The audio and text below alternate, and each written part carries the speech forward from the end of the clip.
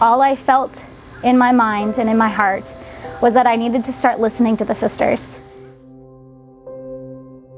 I didn't even know the church existed. I didn't know it was a church. I didn't know about missionaries or anything until we moved to Missouri in 2014. And my grandparents, who I lived with at the time, had a friend near Stockton, Missouri, and he was a member of the church, and he was just talking and getting to know my grandpa, and he's like, "What do you mean your grandkids aren't baptized? Like, they've never stepped foot in the church?" And he was just kind of bewildered by that. And he got us set up with the missionaries in our town, which was Bolivar.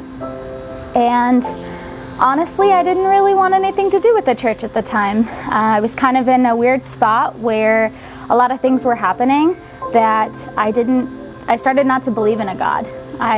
There were so many bad things happening to my family and around me that I just couldn't believe that somebody who cared for us that well would let those kinds of things happen.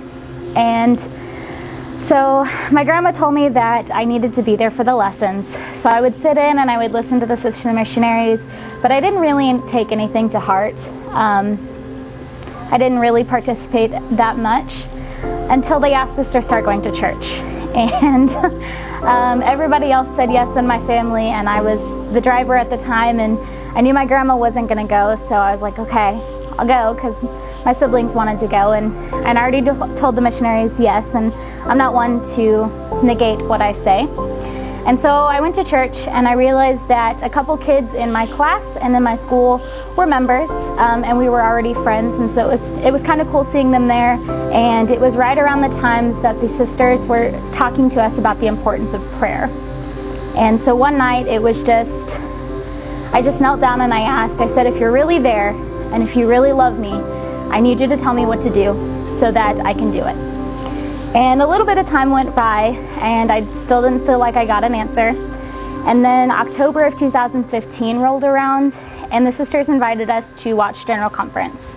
And I remember thinking, okay, cool, just gonna listen to a bunch of old guys talk. Probably not gonna get much out of it, but it's all right. And Elder Uchtdorf started talking. And looking back at the talk now, I realized that it had nothing to do with what I took away from it. But sitting there listening to him speak, all I felt in my mind and in my heart was that I needed to start listening to the sisters. That is where I needed to be, and I needed to pay more attention to them and the message that they were sharing with me. And so I took that to heart. I actually started participating more in asking questions. And 3 weeks after conference in October, they asked us to be baptized. And at that point, I'd only read a few verses in the Book of Mormon.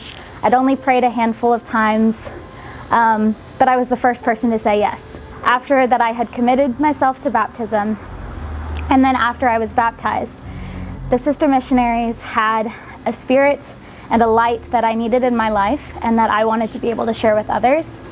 I love the gospel. My testimony is so strong. And I think part of the reason it is so strong is because there's been so many great influences in my life. A lot of them had such a large impact on my testimony and helping me know who I truly am, which is a daughter of God.